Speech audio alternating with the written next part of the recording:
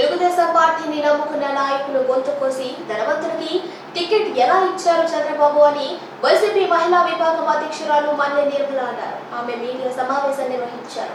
ఈ సందర్భంగా ఆమె మాట్లాడుతూ వైఎస్ఆర్ కాంగ్రెస్ పార్టీని నమ్ముకున్న ఏ కార్యకర్తలు నాయకులను జగన్మోహన్ రెడ్డి మోసం చేయలేదని ఓసారి తెలుగుదేశం పార్టీ కార్యకర్తలు నాయకులు ఆలోచించాలని అన్నారు. చంద్రబాబు నాయుడు వాళ్ళ పార్టీలో ఉన్నటువంటి నాయకుల్ని మోసం చేసి పార్టీలో వాళ్ళ చేత పనులు చేయించుకొని వాళ్ళ సొంత మనుషులకి పార్టీకి పనిచేసినటువంటి వ్యక్తులకి సీట్లు ఇవ్వకుండా మా పార్టీలో నుంచి వెళ్ళినటువంటి ఆయారాం గాళ్ళకి గయారాం గాళ్ళకి సీట్లు ఇవ్వడం జరిగింది. ఈ వెళ్ళినటువంటి ఆయారాం గాళ్ళు గయారాం గాళ్ళు ఎలాగైనా వాళ్ళ ఉనికిని కాపాడుకోవాలని, చంద్రబాబు నాయుడు దగ్గర మెప్పు పొందాలని వాళ్ళు మేము పార్టీలో పెద్ద పెద్ద నాయకులమి అని చంద్రబాబు నాయుడు గారికి చెప్పుకున్నటువంటి మాటల్ని నమ్మించే ప్రయత్నంగా కొంతమంది నాయకులు మా నాయకులు విమర్శిస్తూ ఉన్నారు. పార్టీలో ఉన్న నాయకుల్ని పక్కన పెట్టేశావు, ఎలా ఇస్తావు చంద్రబాబు? వాళ్ళు దుర్మార్గులని దుష్టులని మాట్లాడిన నువ్వు వాళ్ళకి సీట్లు ఇచ్చుకొని నీ సొంత పార్టీ నాయకుల గొంతు కోసావు కదా చంద్రబాబు. నిన్న రూరల్లో ఒక మైనారిటీ నాయకుడు అబ్దుల్ అజీజ్ అన్నని పార్టీ లైన్ కోసం ఆయన ఏమన్నా మాట్లాడచ్చు, కానీ ఈ జిల్లా ప్రజలకు తెలుసు నీ పార్టీలో ఆయన చేసినటువంటి సేవలు. ఒక మైనారిటీ నాయకుడు గొంతు కోసి ఈ రోజు వేరే వ్యక్తికి సీట్ ఇచ్చావు కదా చంద్రబాబు. ఇచ్చిన ఆయన కంటే బుద్ధి లేదు, తీసుకున్న ఆయన మాత్రం ఎలా తీసుకుంటారండి? నా పేరు పప్పుగాడు రెడ్ బుక్ లో రాశానన్నాడు కదా, సీట్ వద్దులేయ్యా, ఏదో మీ పార్టీలో పనిచేసుకుంటానని చెప్పొచ్చు కదా. ఒక మైనార్టీ నాయకుడిని రూరల్లో కష్టపడుతూ ఉన్నాడు, అతనికి సీట్ ఇద్దాము అని పెద్ద మనసు లేనటువంటి వాళ్ళకి మీరు సీట్లు ఇచ్చి మీ పార్టీ వ్యక్తులు గొంతు కోసినటువంటి మీరా మా జగన్మోహన్ రెడ్డి గారి గురించి మాట్లాడేది?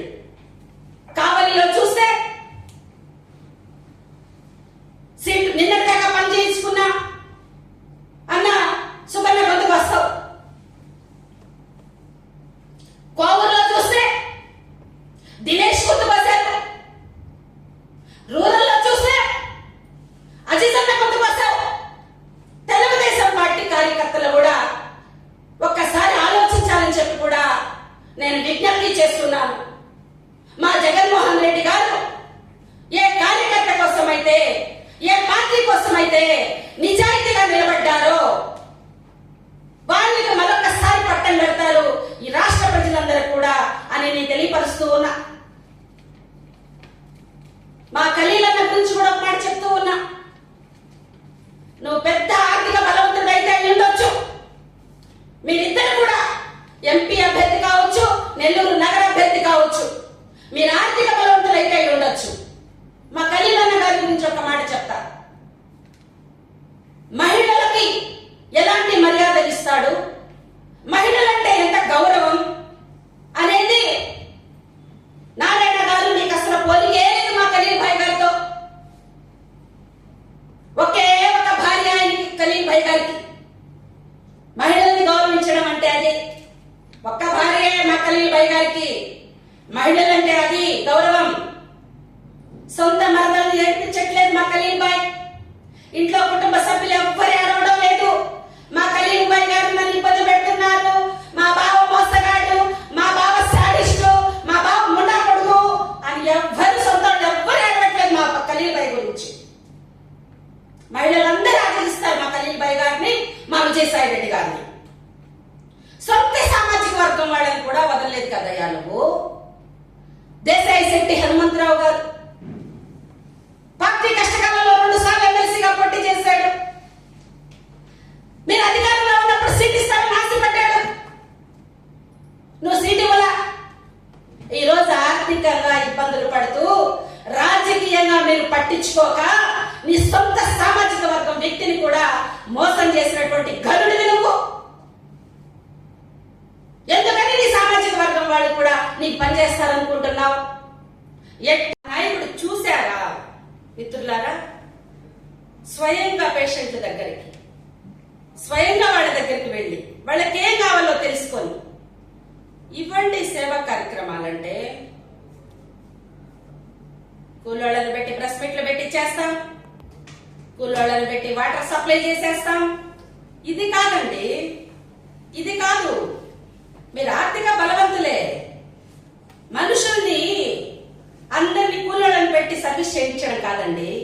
చూసారా మా నాయకులు స్వయంగా రక్త సంబంధీకులే పేషెంట్ల దగ్గరికి వెళ్ళలేనటువంటి టైంలో మా నాయకుడు ఎలాంటి సేవలు చేశారో చూశారు కదండి. ఇవ్వండి సేవలంటే మా నాయకుడు అఖండ మెజారిటీతో గెలవబోతున్నాడు విజయసాయి రెడ్డి గారు అని చెప్పడానికి చిన్న ఉదాహరణ అండి ఇది. ఆయన ఎన్నో సేవలు చేశారు, కానీ ఈ చిన్న విషయాన్ని మీ ముందు పెట్టాను ఈరోజు. మీరు ఎక్కువ మాట్లాడితే మా నాయకుడు చేసినటువంటి గొప్ప గొప్ప విషయాల్ని, పేద ప్రజల కోసం పార్లమెంట్ లో మాట్లాడి ఏ విధంగా ఫైట్ చేశారు అనే విషయాల్ని అన్ని కూడా మీకు తెలియపరచగలం. ఈ రాష్ట్ర ప్రజల సంక్షేమం కోసం సంక్షేమ పథకాలు అమలు చేస్తున్నటువంటి జగన్మోహన్ రెడ్డి గారితో కలిసి ఆయన చేసినటువంటి ప్రయాణం. మీకు మా నాయకుడికి పోటీయా?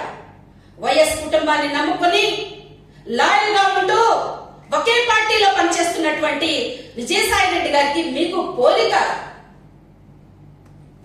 లేదండి. మాట్లాడే నైతిక హక్కే మీకు లేదండి. మీరు ఈ పార్టీలో పదవులు అనుభవించి మీరు ఏం జరిగిందో మరి ప్రజలకు వివరించకుండా నమ్మక తల్లి లాంటి పార్టీని మోసం చేసి ఆ చంద్రబాబు నాయుడు ఏదో పెద్ద హీరో అని చెప్పి మీరు ఆయన దగ్గర మెప్పు పొందేదానికి అసలు అతనికన్నా సిగ్గుండాలి. కొంతమంది పేర్లు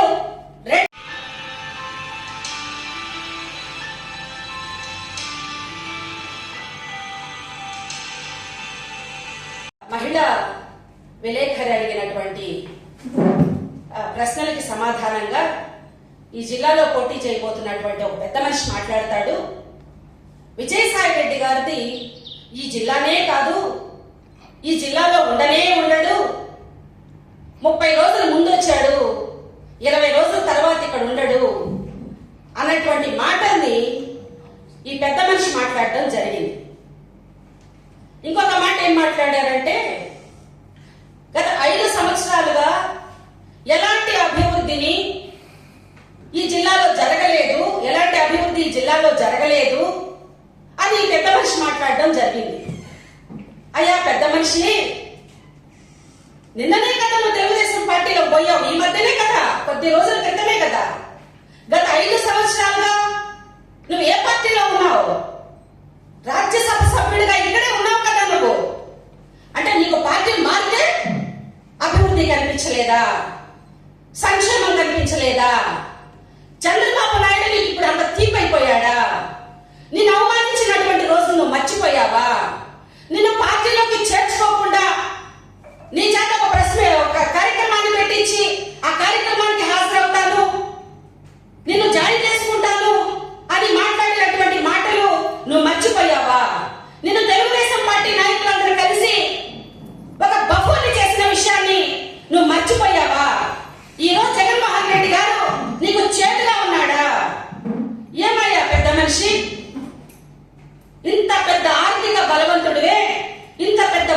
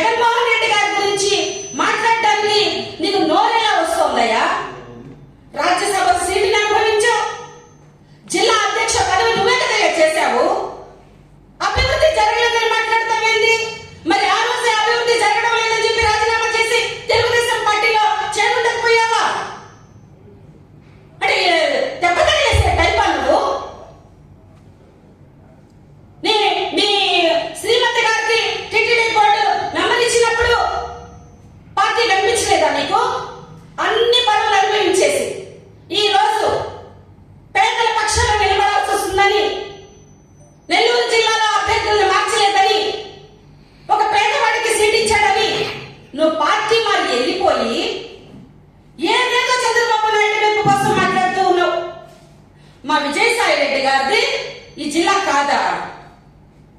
జిల్లా వదిలేసి వెళ్ళిపోతాడా? ఒక్కసారి మీరు మాట్లాడినటువంటి మాటలు మీకు వినిపించి తర్వాత నేను మాట్లాడతానండి. ఎవరు ఈ జిల్లా వాసో కాదో మీ నోటితో మీరు చెప్పిన మాటలే మీకు వినిపిస్తానండి.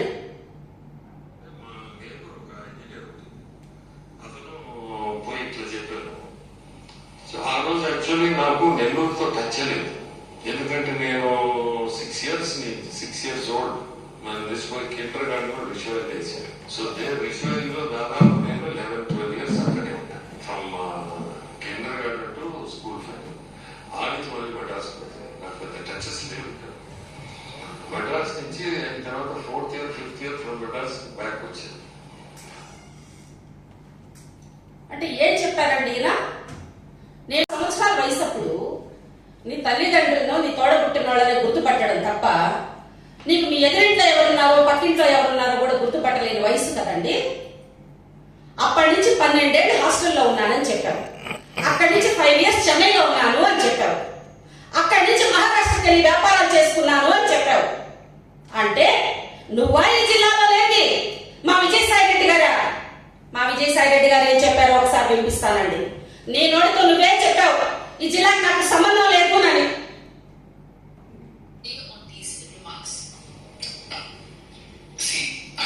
I'm born in Nellore, in a small village in Nellore district called Talapudi.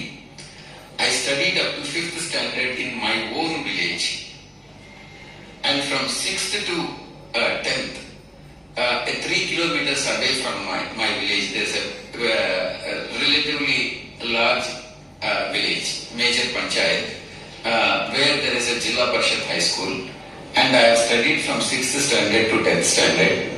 After completing the 10th class, I came to Nellore. This is a relatively large town, and I have studied in VR College from +1, +2. Those days we call it intermediate, and also graduation. We come first year, second year, third year. After completing the graduation, I have gone to Chennai to do CA. So I am a native of Nellore, and I know each and every inch of Nellore district, each and every inch of Nellore district, and I know the mindset of the people of Nellore. I know the pulse of the people of Nellore, and I can better understand than anybody else. ఏం చెప్పారండి మా నాయకులు? నేను చిన్నప్పటి నుంచి నెల్లూరు జిల్లాలోనే చదువుకున్నాను. నా స్కూలింగ్ కావచ్చు, నా కాలేజ్ కావచ్చు నెల్లూరు జిల్లాలోనే జరిగింది అని మా నాయకుడు విజయసాయి రెడ్డి గారు చెప్పారు. అంటే ఆ తర్వాత ఉన్నత విద్య కోసం చెన్నై వెళ్ళడం జరిగింది. అంటే సుమారు ఆయన యువకుడుగా, అంటే డిగ్రీ పూర్తి కూడా ఇక్కడే చేసుకున్నానని చెప్తున్నారు. అంటే సుమారు 22-23 సంవత్సరాల యువకుడు అయినంత వరకు కూడా, పుట్టిన రోజు నుంచి తన డిగ్రీ చదువయ్యేంత వరకు కూడా నెల్లూరులోని నా విద్యాభ్యాసం కొనసాగింది అని చెప్పారు మా నాయకులు. నీకా నెల్లూరుతో సంబంధం లేని మా నాయకులు విజయసాయి రెడ్డి గారు గారు ఈ జిల్లాతో సంబంధం లేని నువ్వా మాట్లాడేది మా సాయి రెడ్డి గారి గురించి? 30 days బ్యాక్ వచ్చాడు, 20 days అయితే ఇక్కడి నుంచి వెళ్ళిపోతాడు అని. నువ్వు నీ వయసు ఈ రోజు ఎంత? సుమారు 70 ఏళ్లకి దరిదాపుల్లో చేరుకుంటూ ఉన్నావు. నెల్లూరు జిల్లాలో నువ్వు అంతటా నువ్వే చెప్పిన మాటలేంటి? నేను ఇక్కడ 10 సంవత్సరాలుగా మాత్రమే ఉంటున్నాను, సేవా కార్యక్రమాలు చేస్తున్నాను అని మాట్లాడాడు. అంటే సుమారు 50-60 సంవత్సరాలు కాలం మీరంటే బయట ఉన్నది, మా నాయకులు కాదు. మా విజయసాయి రెడ్డి గారు నెల్లూరు విఆర్సీలో చదువుకున్నారు. ఆయనకి కోమల విలాస్ తెలుసు, ఆయనకి కనక మహల్ తెలుసు, స్వర్ణాల చెరువు తెలుసు, పెన్నా బీచ్ తెలుసు, ఈ జిల్లాలో ఉన్నటువంటి జై హింద్ స్వీట్స్ షాప్ తెలుసు, బాలాజీ నగర్ సెంటర్ తెలుసు, చాకలి వీధి ఏరియా తెలుసు. మీకేం తెలుసండి? మా నాయకుడు ఇక్కడే ఉండి చదువుకున్నటువంటి వ్యక్తి, నెల్లూరు జిల్లా యొక్క ప్రజల పల్స్ తెలిసిన వ్యక్తినని స్వయంగా ఆయన మాట్లాడారు. స్వయంగా మీరు కూడా మాట్లాడారు, ఈ జిల్లాతో నాకు ఎలాంటి సంబంధాలు లేవు అన్నారు. మరి ఇప్పుడు చెప్పండి, హక్కు మా నాయకుడు విజయసాయి రెడ్డి గారికి మాత్రమే ఉంది అని మేము చెప్తున్నాం. మీరు చెప్పగలరా ఓటు అడిగే హక్కు మీకు ఉంది అని?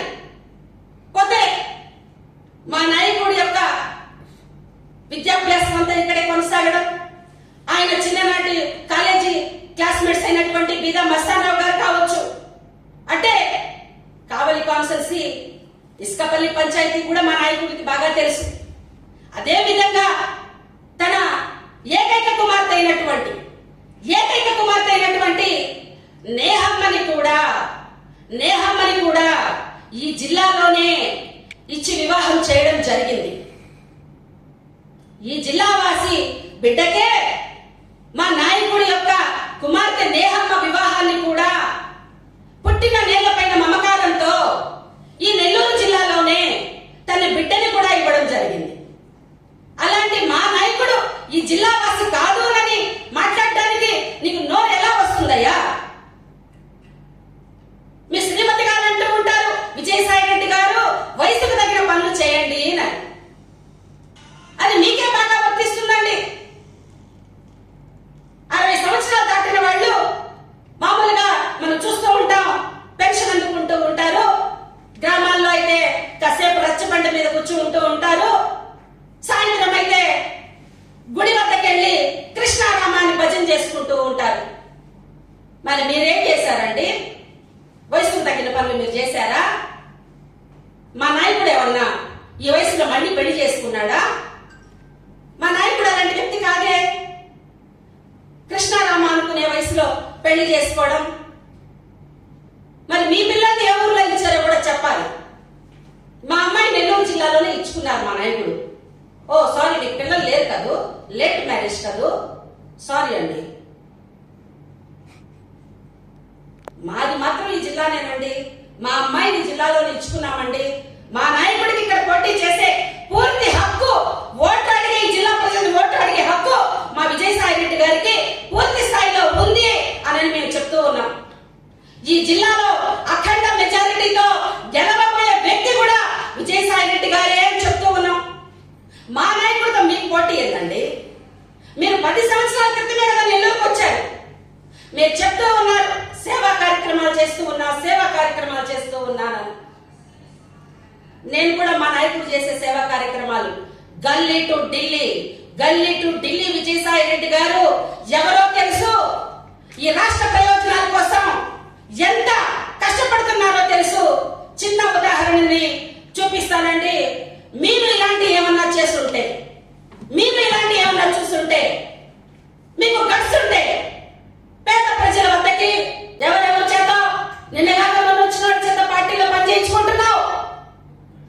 మా పార్టీలో నుంచి వచ్చేసేదే వాళ్ళకి పక్కన ఇచ్చేసావు. సీనియర్లను పక్కన పెట్టేశావు. తెలుగుదేశం పార్టీ వ్యవస్థాపక కమిటీలో ఉన్నటువంటి వ్యక్తుల్ని కూడా నువ్వు పక్కన పెట్టినటువంటి గరుడివి. మాకు అవసరం లేని సబ్జెక్టు అయినా కూడా చెప్తున్నా, మా నాయకులు విజయసాయి రెడ్డి గారు కావచ్చు, జగన్మోహన్ రెడ్డి గారు కావచ్చు, నమ్మిన సిద్ధాంతం కోసం, నమ్మిన వ్యక్తుల కోసం ఎంతటికైనా కూడా నిలబడే వ్యక్తులుగా ఖలీల్ భాయ్ గారే నిలువెత్తు నిదర్శనం. చివరిగా వాళ్ళకి చెప్తూ ఉన్నా, విజయసాయి రెడ్డి గారు ఈ జిల్లా వాసే. నువ్వు గత 10 ఏళ్ల నుంచే ఇక్కడ ఉంటున్నావు. మా విజయసాయి రెడ్డి గారు ఇక మీదట ఇక్కడే ఉంటారు, ప్రతి ఒక్క ప్రజలకి కూడా అందుబాటులో ఉంటారు అని తెలియజేస్తూ ఉన్నాను. చివరిగా అణిచివేతకి గురై అప్పు కూడా పుట్టని బానిస బతుకుల సమూహాలని ప్రేమిస్తున్న వ్యక్తి గౌరవ వైఎస్ జగన్మోహన్ రెడ్డి గారు. పేదల పక్షాన నిలబడుతున్నటువంటి వ్యక్తి జగన్మోహన్ రెడ్డి గారు. అలాంటి నాయకుడిని ఈ రాష్ట్రంలోని పేదలెవరు కూడా వదులుకునేందుకు సిద్ధంగా లేరు. 2024లో మరొకసారి జగన్మోహన్ రెడ్డి గారికి అఖండ మెజారిటీని ఇవ్వబోతూ ఉన్నారన్నటువంటి విషయాన్ని మీరందరూ కూడా గుర్తుపెట్టుకోవాలని, మీకు గాడిదకేం తెలుసు గంధపు వాసన అన్నట్టు పదవులన్నీ అనుభవించి మా నాయకుడిని అగౌరవపరిచి మాట్లాడితే మాత్రం మేము చూస్తూ చెప్పి తెలియపరుస్తూ ఉన్నాను.